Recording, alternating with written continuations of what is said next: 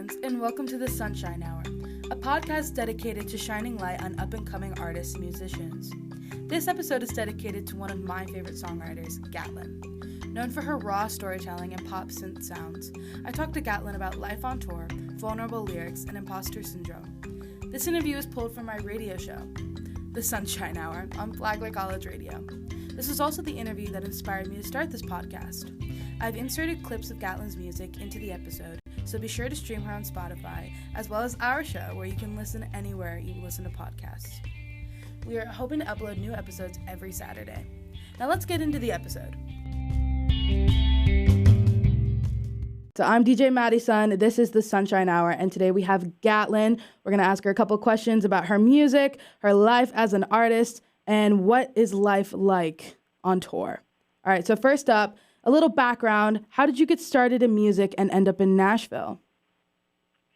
So I'm actually from Orlando, Florida. So I'm a Florida girl born and raised. And I don't know. My family, most everyone's, business or lawyers or something fun like that. And I just always really gravitated towards music. So I found Belmont University, which is in Nashville, and they have like a songwriting major, and I just always knew since middle school that I wanted to be in Nashville and I wanted to do music. I was young and was just like, this is all I want to do for the rest of my life. So it was a kind of a seamless kind of choice and transition. So, yeah. That's awesome. So, would you consider yourself a songwriter or a performer first? Probably a performer first. It comes a lot more natural to me. Growing up, I was in choirs and theater and,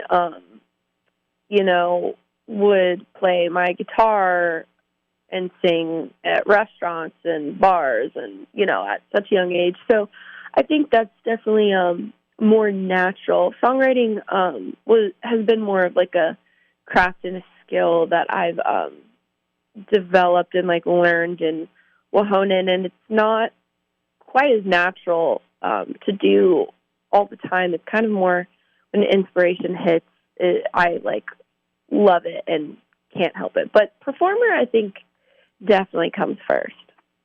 I could not understand that more. Songwriting is definitely not a thing that it just comes. You have to work with it and work around it.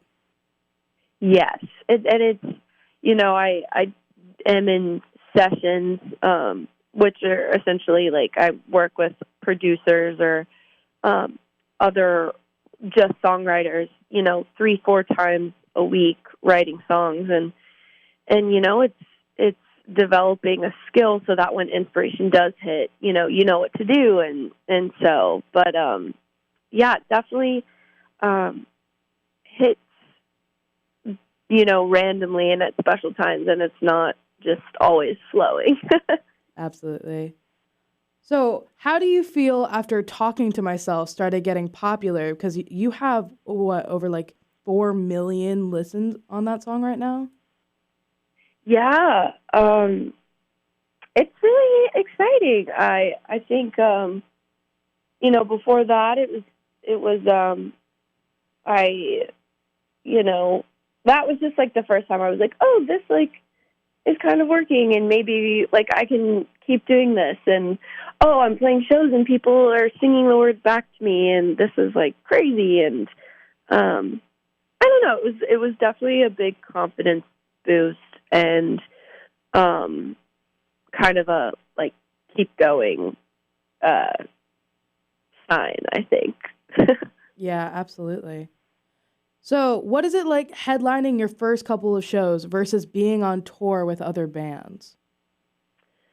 I'm pretty excited. I've only ever headlined shows in Nashville, home, kind of where I've been based. So getting to do a little run in D.C. and New York, I'm pretty excited. It's a lot more nerve-wracking because going on tour and opening for bands, it's kind of like, okay, there's, guarantee that there's going to be this many people, and, I don't have to worry about people not showing up because, these bands have amazing fan bases, and it's kind of more of a mindset of, okay, how do I win these people and listeners over, and how do I, get them to like my music, and this is more, it's exciting because it's like, oh, these are people who are coming to see me, and it's really exciting, but it's also nerve-wracking because I'm like, are people going to show up, and how are they going to respond? And it's just like a different kind of little switch, and it's definitely a lot more nerve-wracking, but it's exciting. Feels like growth. That's awesome. So going back to the songwriting aspect, your lyrics are some of the most raw and honest that I've heard. In songs like, I know, Grown, Hospital, even Never Been in Love, is it ever difficult to share those songs? I don't think that it is, honestly. I think it's hard writing them. There's just so much emotion going in, and it's so cathartic and therapeutic for me and healing for me to write those songs about such, deep emotions or dark places I have been in.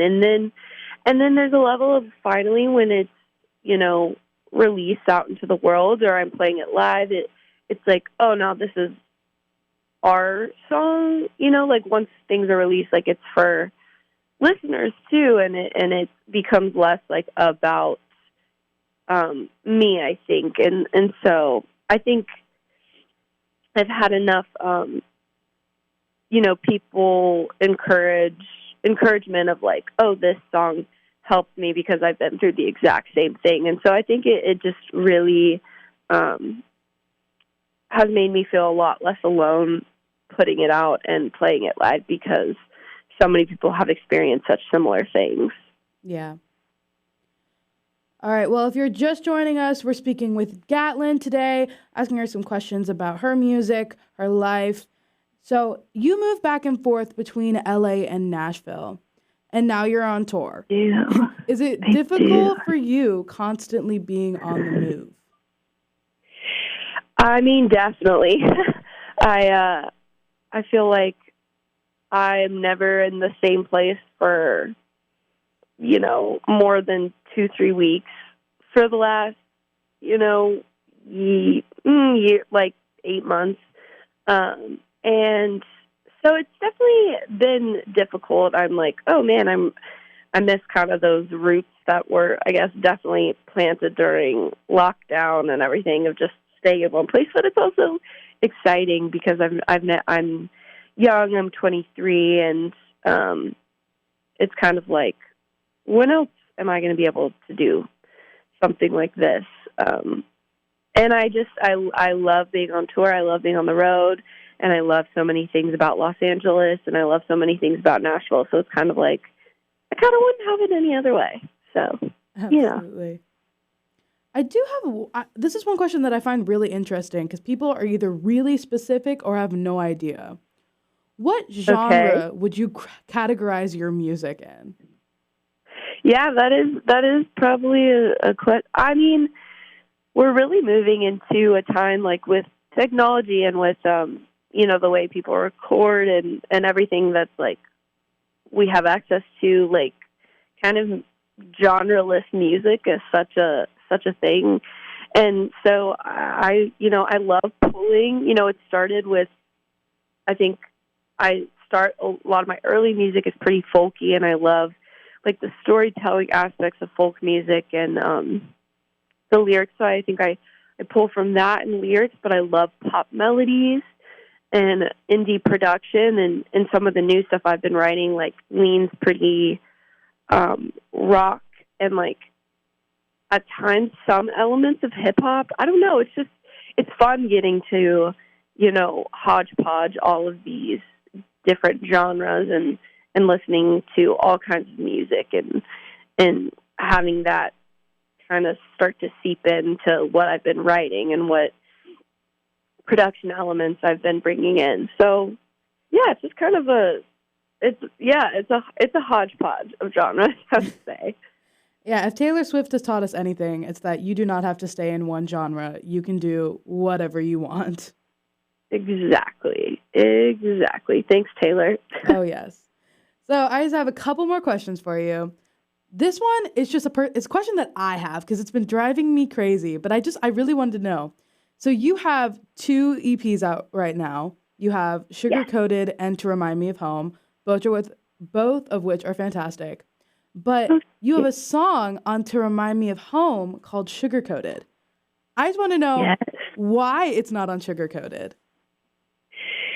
So I was naming the EP and Sugar Coated was just kind of like, I was naming the first EP, which is titled Sugar Coated. And that is just kind of like what came to mind of just like, I talked about on the first EP, it was a lot of like downplaying some of my emotions and not reaching a lot of the crazy depths until the last track, which is Grown, where I like finally felt like I had found so much more of my voice and how I learned like, man, I don't want to do this anymore. And I was talking about that, and I was like, I also kind of want to write a song about this. And the song is about a romantic relationship, but also it's just like, for me, it was coming from a mindset of like how I do this at the time, how I did it and everything. And the next EP was very much so not that. It was a lot more raw and I feel like vulnerable. And so I was just kind of like, you know what? I wrote a song called Sugar Coated that I really like, and I want it on the EP, and I kind of like that it was kind of like a through line through both EPs. So to answer your question, the song was not made yet when I named the EP. I love that. Yeah. All right, so my last question. You just announced a couple of days, actually after I had reached out for the interview, you announced that you're releasing new music. Yes. I am very excited. So what can we expect from 2,000 Miles? So I would say it's, indie pop, chill, free. It feels like, it's about, it's a song about how I drove across the country in 2021 from Nashville to Los Angeles to just kind of have a change of scenery and to reset and to find freedom. And it's about this codependent relationship that I was in.